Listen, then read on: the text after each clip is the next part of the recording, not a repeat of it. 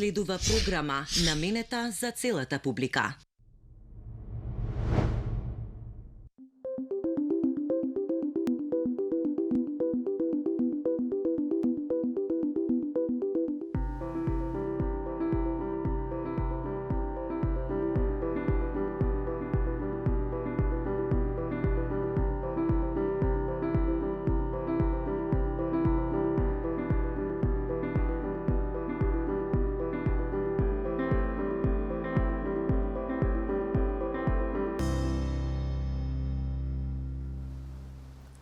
Почитувани, добро вечер. Време е за емисијата Живе и здраво, се емитува на регионалната К1 телевизија во вторник во 19 часот.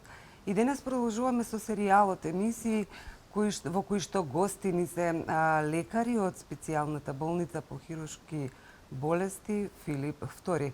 Вечерва наш гостин доктор Енвер Идоски, субспецијалист кардиолог. Тој е одговорен на прединтензивната нега во болницата Филип II. Исто така има, се разбира, големо богато и професионално искуство.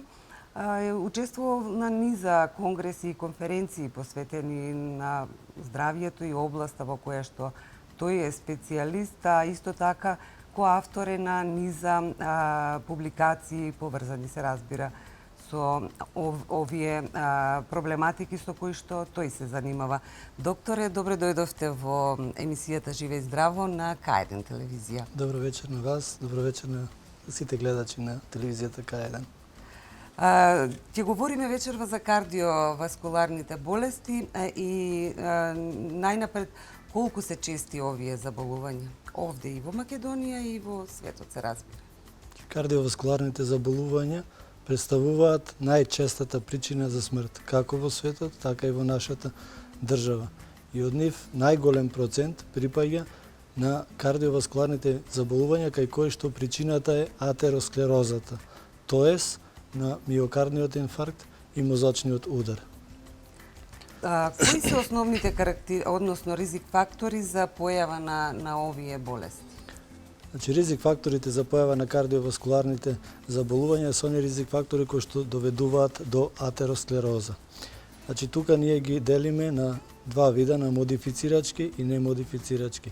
Тоест, модифицирачки се они ризик фактори на кои што ние може да влијаеме, може да ги промениме, да ги коригираме и целта точно на тоа е да тежиме да ги намалиме или скроз да ги исклучиме кога можеме тие ризик фактори. А тоа се шеќерната болест, нејзиното адекватно регулирање, високиот крвен притисок, високиот холестерол во крвта и пушењето цигари.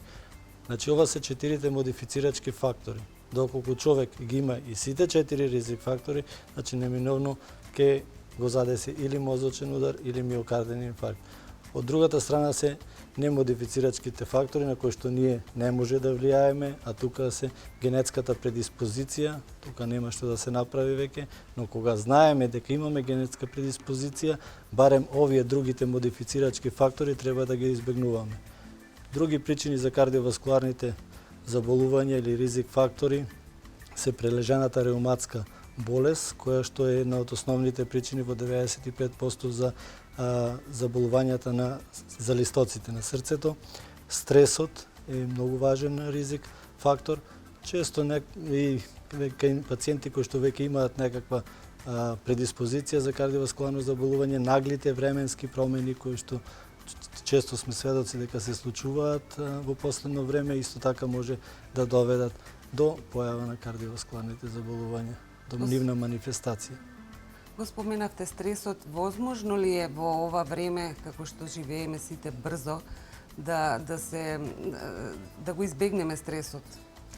Стресот како ризик фактор за кардиоваскуларните заболувања е многу чест, за жал од најмала возраст па се до најголемата, највозрастните луѓе, сите сме подложени на стрес во овој динамичен живот во кој што живееме. Дали може да се избегне? Да, до некаде би можел, комплетно не, но барем тој дел кој што зависи од нас би требало да се стремиме кон избегнување. Тоа е најдоброто средство за борба против стресот е спортот, тоест физичката активност, колку може повеќе. Не мора да сме ние професионални спортисти, нели? Но оној дел, барем пешачењето, за кој што ние секој пат апелираме дека колку повеќе е можно да се пешачи. Кога зборуваме за пешачење, секој пат кажуваме дека пешачењето е не одење само од едно место до друго некаде, па полека по пат застани, па поправи си малку муавет со некој, поразговарај, па продолжи. Не. Значи, пешачењето треба да е континуирано. И ако не сме во состојба, значи, то се повеќето некои болни и стари луѓе кои што не можат многу да пешачат, да, нека пешачат поравно, нека пешачат континуирано до замор. Што му осетат замор, тогаш веќе треба да застанат и да си направат една рута, нели, по која што ќе се движат. Ако денеска направиле 500 метри, утре нека се стрема да направат 600. И примерно кога ќе стигнат до 1 километар, зборувам за повозрастната популација, тогаш веќе они треба, ако го минувале тој километар, да кажеме за 20 минути или 30 минути, да се стремат да го минуваат малку побрзо тоа. Значи, околу стресот, другото релаксација, кога сме барем слободното време кое што се помалку го има нашето население, да го користи, да биде во природа, да биде со своите најблиски, за да заборави малку на тие стресни ситуации и кога може се, каде и да погледнете, може се нешто да направи стрес, но кога си со најблиските, мислам дека тој стрес е минимален или и може да се избегне. Што се случува со телото кога е под стрес? Кога е под стрес, организмот наш реагира и тоа реагира со продукција на хормони, кои што се хормони на стресот, аденокортикотропниот хормон, кој што се лачи од хипофизата. И за разлика, кога неговата продукција е зголемена, пак продукцијата на ендорфините, кои што се хормоните на среќата, се намалува. И тука се појавува еден дисбаланс. Во нашиот организам во тој момент доаѓа до зголемување на крвниот притисок од една страна и од друга страна до појава на тахикардија, тоест до забрзана работа на срцето. И едното и другото доведуваат до кардиоваскуларното заболување, пројава на кардиоваскуларното заболување. Јасно е и е докажано дека најчесто инфарктите се случуваат во понеделник, сабајле. Зошто е тоа така? Значи, луѓето преку викендот биле во една порелаксирана атмосфера и понеделникот, стремејќи се, нели, дека треба веќе да се оди на работа, тоа е еден стрес за организмот и од тука натака се појавуваат тие тахикардии, зголемени притисоци кои што може да направат, дури да доведат до инфаркт. Затоа треба да си најдеме работа, како што кажува нашиот академик доктор Жан Митрев, работата да ни е хоби, работата да ни е таа која што ја сакаме и така стресот би се избегнал. Токму така. Ја спомнавме и хипертензијата. Најчесто, кога ќе се спомне високиот крвен притисок, помислуваме дека повозрастните луѓе го имаат, но ми се чини дека во последно време и помладата популација се соочува со овој проблем. Дали е тоа точно? Да, тоа е точно така. Значи, нормалните вредности за артерискиот притисок се 120 за систолниот, тој што викаме горниот, и 80 за диастолниот притисок. 140 со 90 притисок е нормален. Значи, тоа е горната граница на нормална. Сега тие вредности се малку пониски, но да ги прифатиме 140 со 90. Кога има човек ваков притисок, не треба да се секира. Ако притисокот е над тие вредности, во мирување зборувам, а не при напор е нормално, или во некоја стресна ситуација притисокот да е повисок и да имаме зголемен пулс. Значи, доколку притисокот е над тие вредности, значи треба да се посети кардиолог. Кардиологот ќе направи соодветните исследувања кои што ќе проба да ја најде причината. Во 90% хипертензијата е есенцијална хипертензија која што не може да се открие причината, но за тоа пак имаме можности за нејзино лекување. Првото кое што треба да се посоветува еден човек кој што има зголемен крвен притисок, да му се објасни дека тоа е еден од основните ризик фактори за појава на кардиоваскуларно заболување и да се почне со немедикаментозен третман, значи без лекови. Да се промени начинот на исхрана. Што значи тоа? во начин на исхрана, значи да се намали количеството на внесување на сол со храната. Тоа е основното. Доколку овој услов не биде исполнет и со какви год лекови да пробуваме да го нормализираме притисок, нема да имаме голем успех. Поради тоа, значи основното е за регулирање на притисокот диетата. Тоест 3 до 5 грама сол за 24 часа. Избегнување на хранење во надвор од дома, каде што се готви повеќе солена храна за да е повкусна, но тоа пак од друга страна натриумот, нели, кој што се содржи во солта, задржува вода, задржува течност и од тука се зголемува крвниот притисок. Денес точно ви е констатацијата дека и помлади луѓе заболуваат од крвен притисок, кој што дополнително им прави еден стрес и се испаничуваат зошто што се случува. Ако веќе имаме предиспозиција за висок крвен притисок и тој е диагностициран, но диагностициран не одеднаш, да кажеме, еднаш сме измериле висок притисок 150 со 100, да кажеме, и тоа е готово, имаме хипертензија. Не. Значи, ние во нашата болница Филип II работиме врз основа на докази. Кога ќе ни дојде пациент кој што се жали дека и кажува дека има висок крвен притисок, не е мерило тоа што ние ќе го измериме во нашите амбуланти. Значи, знаеме, познато е тој зголемен притисок од белиот мантил, нели? Иако кај нас не се бели мантили, но при контакт со лекарот, пациентот секој пат има некој стрес и притисокот е повисок. Затоа ние секој пат пред да се одлучиме за терапија, ставаме еден апарат кој што се вика холтер. Значи, тој холтер се става на апаратче на раката и мери 24 часа притисок. Значи, да видиме и во домашни услови, и на работа, и додека спие, во кој период он има притисок, дали на вистина има, и ако има, да видиме во кој период е тој притисок и да одредиме соодветна терапија. Фала Богу, денес има многу групи на лекови за антихипертензивни лекови за регулирање на притисокот и ќе се избере таков лек кој што да покрие и другите болести кои што ги има пациентот, кои што соодветно ние сме ги диагностицирале при приемот на тој пациент во нашата амбуланта. Докторе, ако еден човек има проблем со високиот крвен притисок и известно време нели прима терапии, дали е можно да се врати во нормала по примање на терапија, да речеме, после подолг временски период, или тука ќе останат трајни траги? Не, ако има притисок пациентот, после започнувањето на терапијата, заедно со диетата, притисокот ќе се регулира. Често се случува да нема потреба од доживотна терапија. Значи, доколку пациентот ги слуша насоките на лекарот, ја пие соодветна терапија, постепено ако примал 1, 2 или 3, некој пат се налага да се дадат антихипертензивни лекови, постепено да се намалат тие, а се случува и да дојде до исклучување на лековите. Но тоа, пак кажувам, го прави само кардиологот. Никогаш на своја рака не треба да се промени терапијата.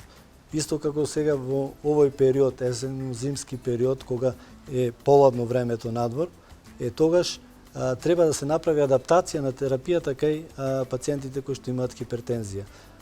Затоа што ладното време доведува до вазоконстрикција, тоа е свивање на крвните садови, од тука до покачување на крвниот притисок. И ако во летниот период некој пациент имал нормален притисок, сега се зголеми, значи треба да почне со терапија за тој период, па кога ќе дојде летниот период, пак ќе се модифицира терапијата или ќе се исклучи. Или ако примал еден лек, можеби ќе треба да се зголеми неговата доза, но пак ќе повторам, тоа го прави после консултација со кардиолог, никако на своја рака, затоа што лековите за притисок може и многу да го соборат крвниот притисок, па да направат дополнителни проблеми. Го спомнавме и холестеролот, високиот холестерол во крвта како еден од ризик факторите за заболување од кардиоваскуларните заболувања. Кои мерки треба да се превземат? Значи, холестеролот на нас е неопходен на организмот за нормално да живееме. За редица таму образување на хормони и така натака. Кога ќе видиме холестерол висок, значи тој нели се дели така на добар и лош холестерол и триглицеридите. Не треба веднаш да паничиме. Значи прво треба да видиме дали тој е правилно земен. Крвта дали е правилно земена и холестеролот дали е испитан правилно. Значи вечерта пред да се земе крв за испитување на липидниот статус не треба да се вечера. Са бајлето се зема крв и ќе се види. Доколку се установи дека има зголемено ниво на холестерол и триглицериди во крвта, третманот е исти, како и за хипертензията. Прво се почнува немедикаментозно. Се дава шанса на организмот без лекови со промена на диетата. Јасно е, докажано е, безспорно тука дека храната е таа која што прави дислипидемија. Се разбира има исклучоци, нели, но основното е тука во храната. Се советува пациентот да избегнува заситени масти, да се избегнува свинското месо, јагнешкото, джигери, јајца, паштети, салами, мајонези. Кога сето тоа е на диета имаме, ако доведе до ефект, супер. Значи не му треба лекови на тој пациент. Но, ако и покрај тоа има висок холестерол или има веќе докажано некое кардиоваскуларно заболување, каде што има знаци за атеросклероза, тогаш веќе се вклучуваат лекови од групата на статини, кои што денеска имаме одлични лекови за борба со високиот холестерол и триглицеридите. Нашата цел на нашата болница Филип II не е да видиме лабораториски анализи со нормални вредности. Ако имаме знаци за атеросклероза кај еден пациент, ние често ги оставаме и доживотно на терапија со статини, со лекови за намалување на холестеролот и триглицеридите. Често пациентите прашуваат: докторе, нели ми е холестеролот нормален, зошто уште да примаме овие лекови? Да, така е. Може да се модифицира дозата, да се намали дозата, но ако има, пак кажувам, атеросклероза докажана, тогаш треба да ги прима. Зошто? Затоа што овие лекови водат до стабилизирање на атеросклеротичните плаки, а тоа се плаки кои што се наоѓаат во крвните садови на артериите и статините водат овие лекови до нивно стабилизирање, цементирање, да не може да не дојде до пукање на таа атеросклеротска плака и образување на тромби и соодветно веднаш до мозочен удар или миокарден инфаркт. Заради тоа овие лекови треба, ако веќе пак повторам за трет пат, има атеросклероза, доживотно треба да се примаат, освен не дај Боже, нели, ако имаме странични ефекти на тие лекови кои што се минимални, нели, лекарот ќе ги препознае тие ефекти и тогаш веќе ќе се прекине терапијата или ќе се замени со друг лек, денес имаме доста современи лекови. Докторе Идовски, ја овде предлагам да ги поканиме и гледачите на К1 телевизија, доколку имаат прашање за докторот, да се јават на телефонскиот број кој што можат да го видат на своите екрани, на нивните телевизори, се разбира. А ние продолжуваме понатаму. Како пушењето исто така е еден од големите ризик фактори за кардиоваскуларни заболувања. Да. Нешто околу... Пушењето е еден од 4 основни модифицирачки ризик фактори. Тоа намерно го напомнувам модифицирачки, затоа што тоа е единствениот фактор кој што навистина може комплетно да го отстраниме, значи со престанување на пушењето. Значи, кога ќе се каже дека тешко е, невозможно е, возможно е. Значи, пациентите наши, кои што се оперираат кај нас, кои што биле долгогодишни пушачи, кога ќе разберат што значи атеросклерозата, кога ќе видат што значи да се опериран или после да може повторно он да живее, а биле на работ на смртта, и тогаш веќе не пушат. Како до вчера, или има пациенти кои што доаѓаат и последната цигара пред врата ја пушат, нели?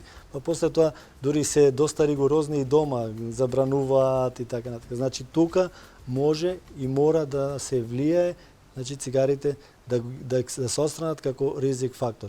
Новите студии кои охрабрувачко покажуваат дека 3 години после престанување на пушењето, ризикот од кардиоваскуларни заболувања скоро се изедначува со тој кај непушачите. Значи, поголем од стимул од ова за да се остават цигарите, јас не гледам. Токму така. Исто така и промената на временските промени исто така влијаат, нели, врз срцевите заболувања. Какво е нивното влијание? Да, посебно наглата промена на времето. Значи, наглата промена на времето представува еден стрес за организмот. Кажав дека тука доаѓа до лачење на едни хормони, аденокортикотропниот хормон, намалување на други хормони и организмот го доживува тоа као стрес. Кај пациенти кои што веќе знаат дека имале кардиоваскуларно заболување или и кај пациенти кои што не знаат, тука сакам единствено да апелирам дека ако се појава некакви симптоми, стегање во градите, болка, гушење, нели промени во ритмот или се. Првото нешто кое што треба да направиме е да не кажеме од времето ми е и толку.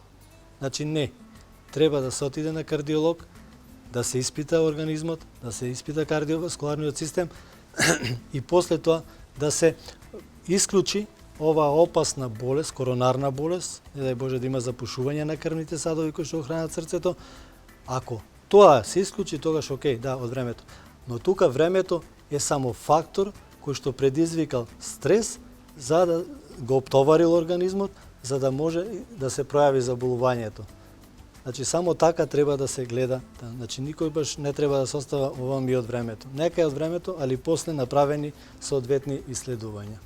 Така, кои се првите симптоми кои што ќе ги забележиме, а според кои треба да посетиме кардиолог? Да. Значи симптомите, доколку еден човек ги има овие 4 ризик фактори кои што кажав и плюс генетската предиспозиција, задолжително треба да побара кардиолог доколку се појави градна болка. Болката е као стегање во градите, као да си во менгеме опишуваат, као плоча да тежи, као жарење зад градната коска и обично таа болка се појавува при физички напор, посебно при качување на скали или одење по нагорница. Доколку и се појави таа болка, пациентот, човекот застане, болката преминува. Тоа е типична болка дека доаѓа од страна на срцето. И тогаш задолжително веќе треба да се направат соодветните исследувања. Друго, освен таа болка, некој пат болката може да биде локализирана само во долната вилица. Дури чак и инфаркт да добие пациент, може само болката да е во долната вилица. Некој пат болката ирадира, се насочува према левата рака, према малиот прст на левата рака. Некој пат болката е во стомакот, во горниот дел од стомакот. Така да, ако овие симптоми ги има, ги почувствува, пациент задолжително треба да си побара преглед од кардиолог, посебно ако има некој од овие 4 основни ризик фактори или ако има некој во фамилија болен од некако кардиоваскуларно заболување. Ја споменавте градната болка, што кардиолозите превземаат при оваа болка? Значи, кога ќе дојде пациент со таква болка, првото нешто кое што треба, значи еден разговор си прави кардиологот со пациентот, ги лоцира дали има тој ризик за појава на кардиоваскуларно заболување, колкав е тој ризик за такво кардиоваскуларно заболување. Обичен преглед прави, нели, со слушалка што сме навикнале се тоа.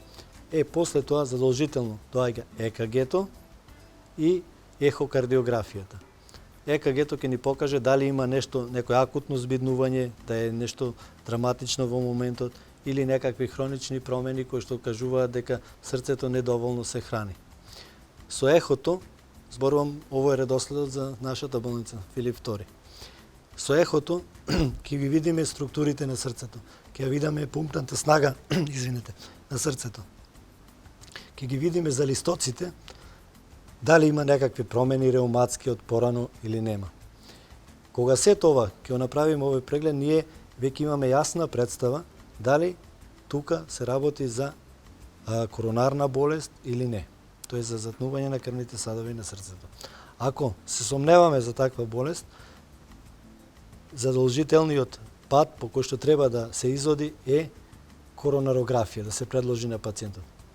Коронарографијата е златен стандард.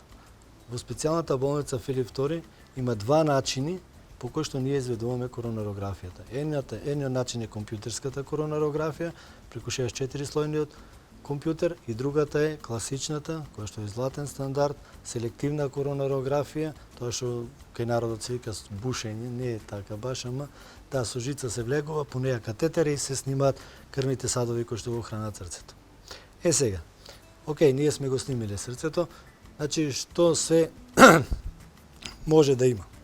Може да се чисти крвните садови, и дај Боже да е така, но не секој пат е така.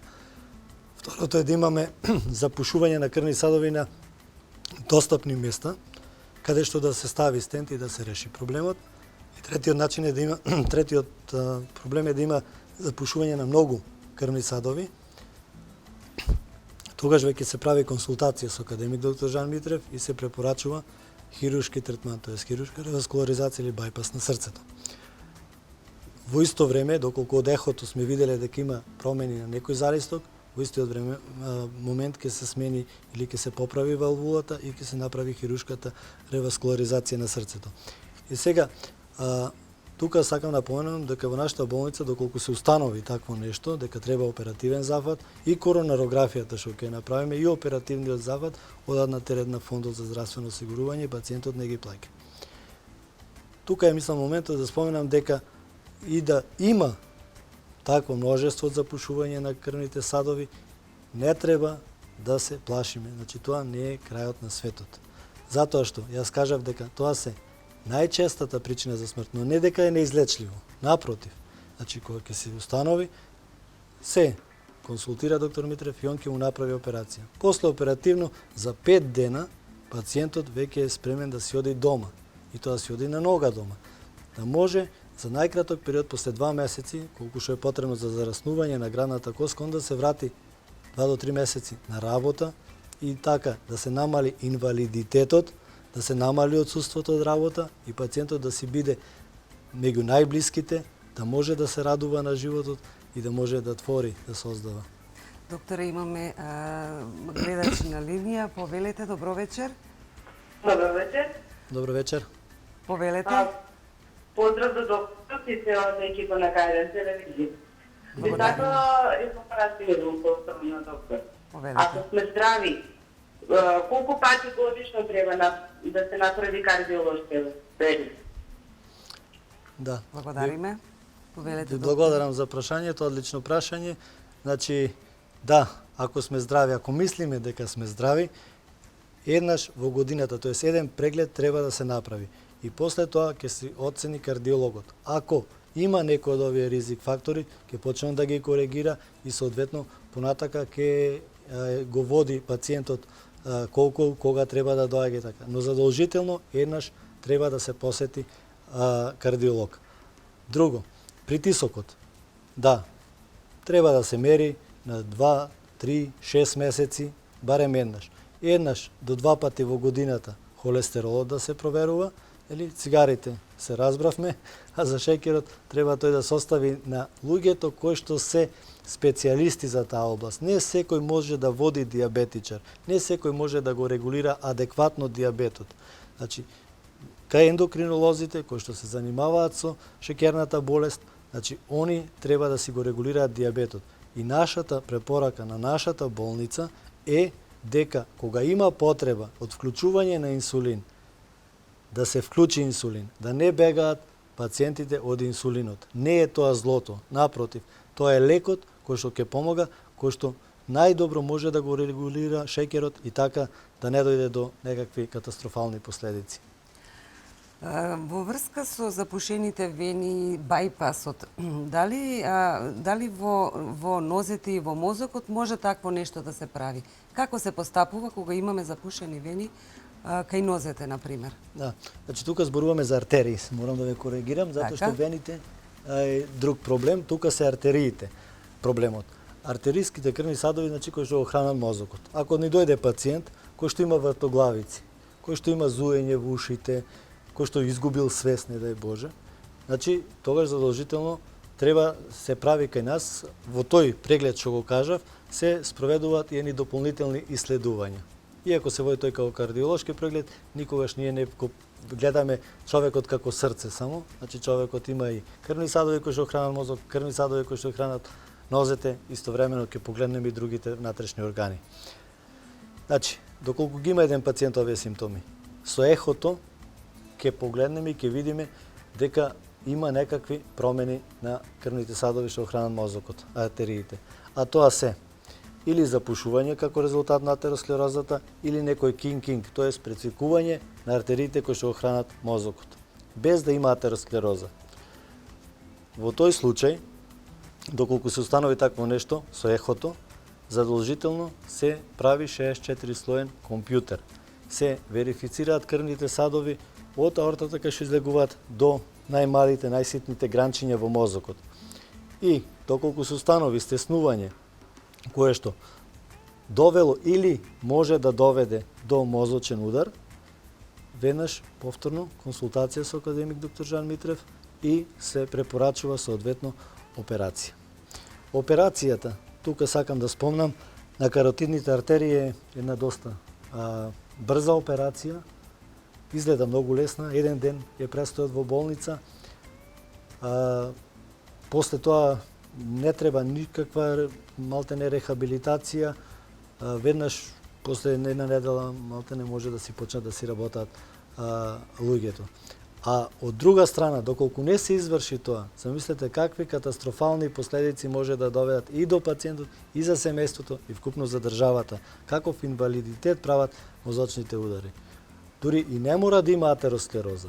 Може да има тоа што ви кажав, прецекување кинг-кинг, кој што доскоро, а и во светски рамки не е баш и многу позната болест, а е доста честа, која што предизвикува недоволно снабдување на мозокот со крв. Дури и да не добие мозочен удар, со тек на годините, како што напредува, ќе дојде до една намалена перфузија на мозокот и една енцефалопатија, едно грубо кажано сушење на мозокот, нели? Поради тоа треба да се осигури адекватен притисок и адекватна циркулација на мозокот. Така, да, докторе, имаме уште еден гледач на линија. Повелете, добро вечер. Ало, Да, слушаме? да ве слушаме, повелете. Во програма сум. Да, во програма сте, повелете. Ке многу имаме прашање до докторот. Така. Дали ќе може да ми одговори докторот? Пред месец дена бев на интерно и ми го прегледуваа срцето без на тест. И ми најдоја него анкета пред срцето имала излив. Ми препиша ја и сега пијам пресол од 50 милиграми. Дали е тоа доволно или што треба, как треба да се обратам? Благодариме за прашањето, докторе, повелете. Фала. Да, благодарам за прашањето. Значи, срцето има една обвивка. Обвивката се вика перикард и, значи, стандардно внатре има многу мала количина на течност. Но, кога веќе се гледа на ехо, значи, тоа е веќе голем, повеќе, значи, количината и тогаш треба да се преземат некои мерки. Значи, може да има многу причини за зашто се појавила таа течност.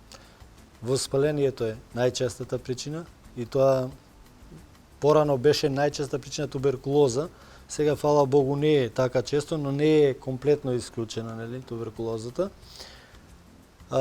Може да е некое автоимуно заболување или некое, не дај Боже, малигно заболување. Пациентката советувам да дојде на еден преглед, да направиме, да видиме дали е тоа значајно, таа течност во перикардот. Зошто? Затоа што доколку изливот е голем, може да направи и текако голем проблем. Да го притисне срцето, да не може да се полни со крв и да имаме сериозни последици. Заради тоа треба да се види. По однос на терапијата, по телефон не би можел да кажам дали е правилно или не. Тоа што го кажа пациентката е бета-блокатор лек кој што служи за намалување на срцевата фреквенција. Така ќе се подобри хранењето на срцето.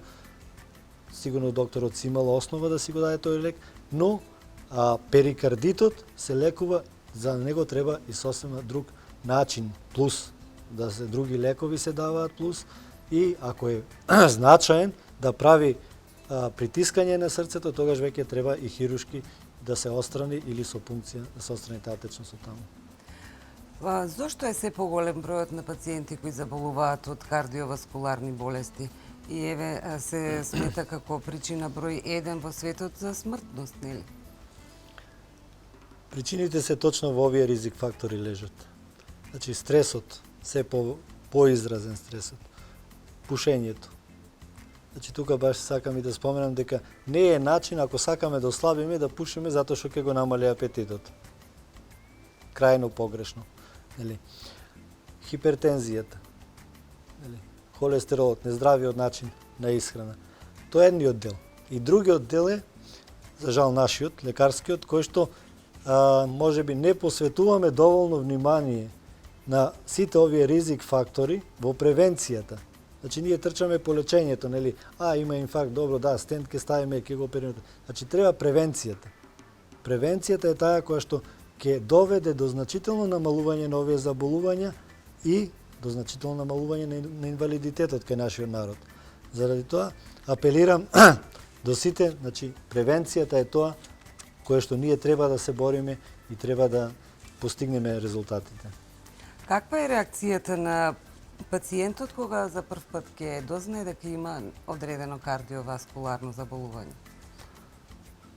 Да, за жал реакцијата кога ќе соопштиме дека веќе има некоја сериозна болест на кардиоваскуларниот систем и прво се прашува зарем мене може.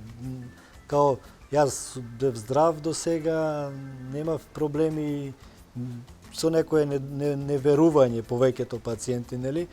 Но понатака кога ќе му кажеш дека он има такво заболување, он почнува да си ги кажува сите маки.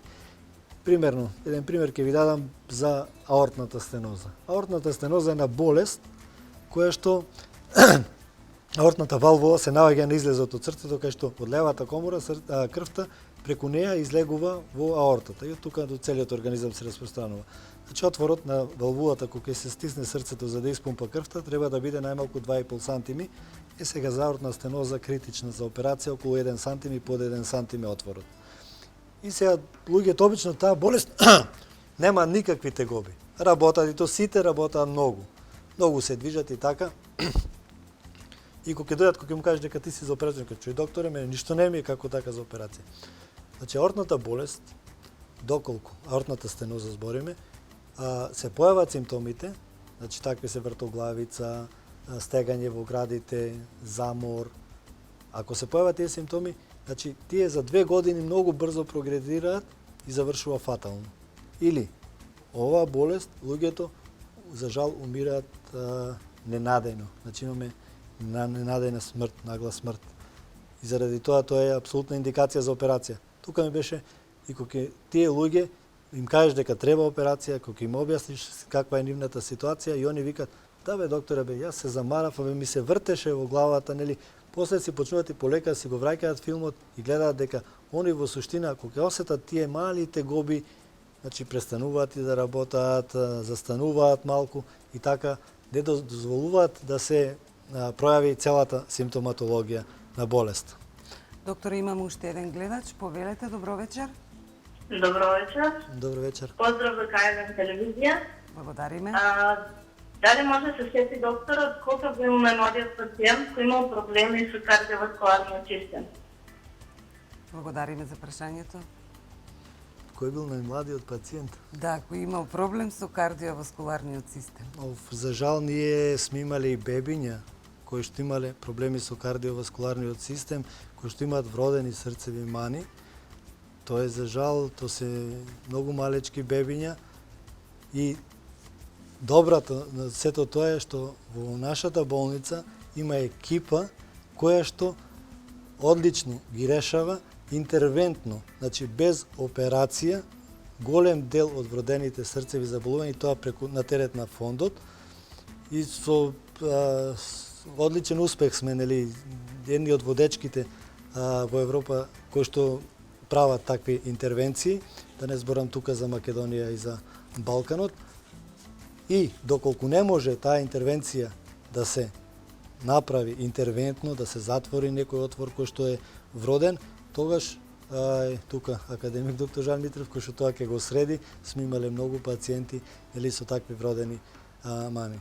А ако зборуваме за невродени, за стекнати нели проблеми кои што се како атеросклерозата, за жал тука треба да споменам дека сме имали 18 годишен спортист, фудбалер, кој што никој не очекуваше дека има толку запушени крвни садови, па требаше да заврши со интервенција, нели?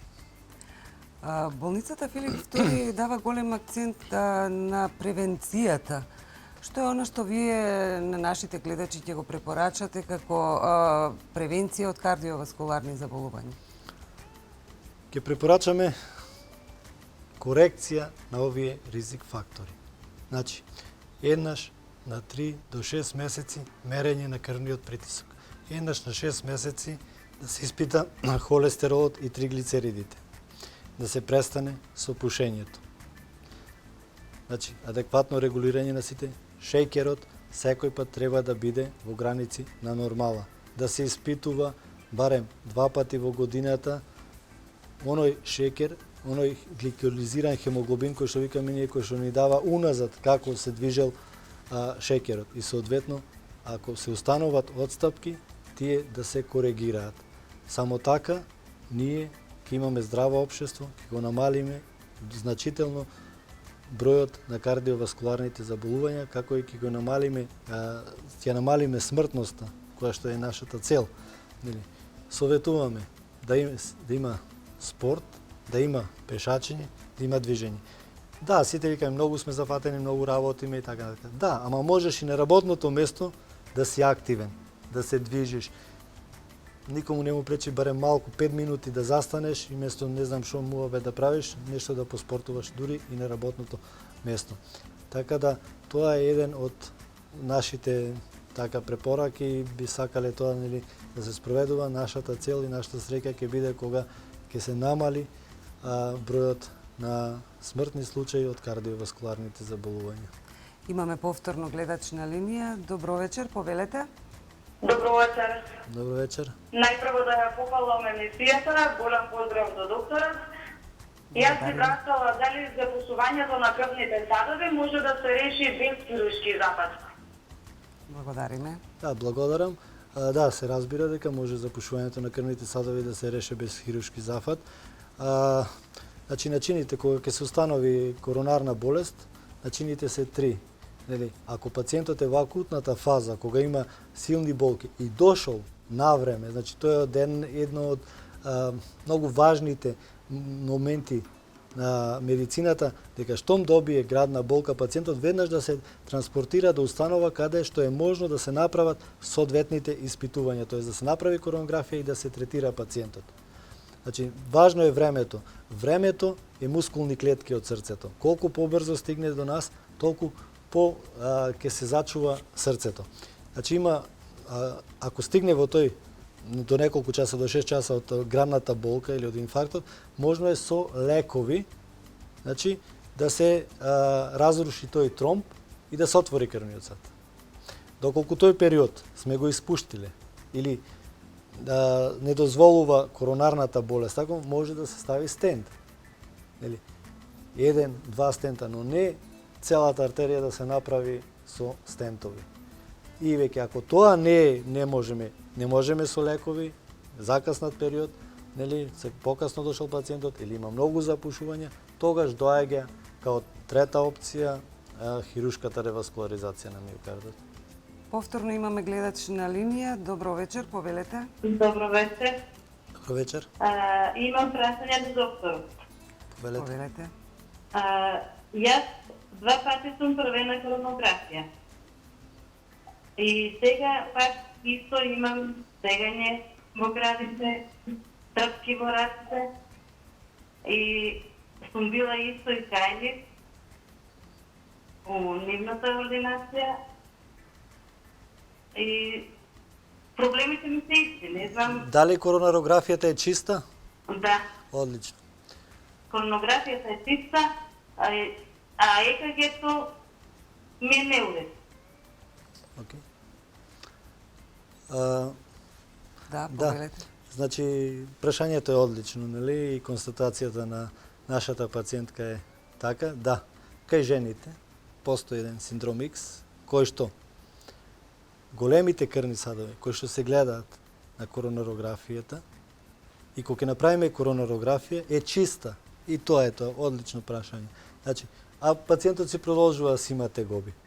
Да. Значи, првото добрата работа е што ништо не може лошо да се случи на нашата пациентка. Значи, штом се чисти крвните садови, нема проблем да има со срцето. Но, пак пациентката в крај на краиштата комфортот го нема, значи она има болки уште. Што е причината тука?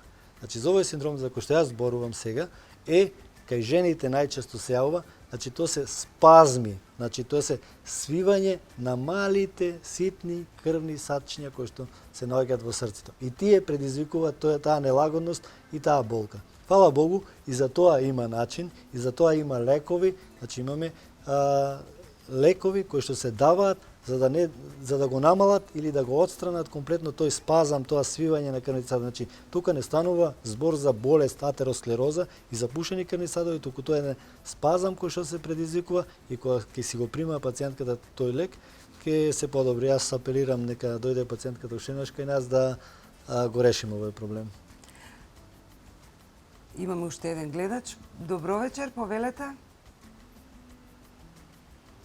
Ало? Добро вечер, да, се слушаме, повелете. Јас ли сум на те? Да, веќе сте во програма, повелете. Да го прашам докторот, јас имам стеноза на аортата. На аортната валвула. Молим? На аортната валвула, на залистокот. Па ми пишува стеноза на аортата на излезот од срцето. На горната страна. Добро. Не пишува за листок. На валвулата, да. На валвулата, да, тоа. Да. Да. И дали хируршки тоа може? Ало? Да, ве слушаме. Благодарам за прашањето, го разбрав. Значи, тоа е што кажав пред малку, значи аортната стеноза е една болест која што во 95% причината е прележана реуматска треска. И сега, кога ќе се установи таква болест, значи не треба да се чека, има некој термин меѓу така зреење на валвулата, нема такво нешто. Значи ако имаме стеноза, ако отворот, ефективниот отвор кога ќе се стисне срцето да излезе крвта е 1 или помалку од 1 сантим. Значи единствен начин, значи тоа е механичка пречка и единствен начин да се отстрани е хирушко. Значи не постои лек со кој што ние може тоа да го направиме, да ја ослободиме таа валвула. Не постои. Значи единствен начин е хирушки третман. И тоа доктор Митрев ги прави одлично тие валвули, дури може, ако може и да се поправи таа валвула, да се отстрани тој, декалцификација се направи, да се зачуваме неговината валвула. Ако не може, тогаш ќе се замени неговината валвула. И може уште 40-50 години или и повеќе да си живее сосема нормален живот. А вака, господи, доколку имате така тешка аортна стеноза, значи тоа може да е озбилен проблем. Значи овие пациенти често и немаат, како што кажав, никакви тегоби, но има опасност од нагла срцева смрт. Заради тоа, овие пациенти треба да се оперираат. Пак ќе кажам, ако има симптоми, ако отворот е помалку од 1 сантим квадратен. Докторе Идовски, јас ви благодарам за времето кое што го одвоивте и бевте гостин во емисијата Живе и здраво на регионалната К1 телевизија. Јас ви благодарам за поканата. Почитувани, тоа беше се за денешното издание на емисијата Живе и здраво. Се гледаме со нова тема во следниот вторник, се разбира, со нов гостин од специјалната болница по хируршки болести Филип II. Ви благодарам за вниманието.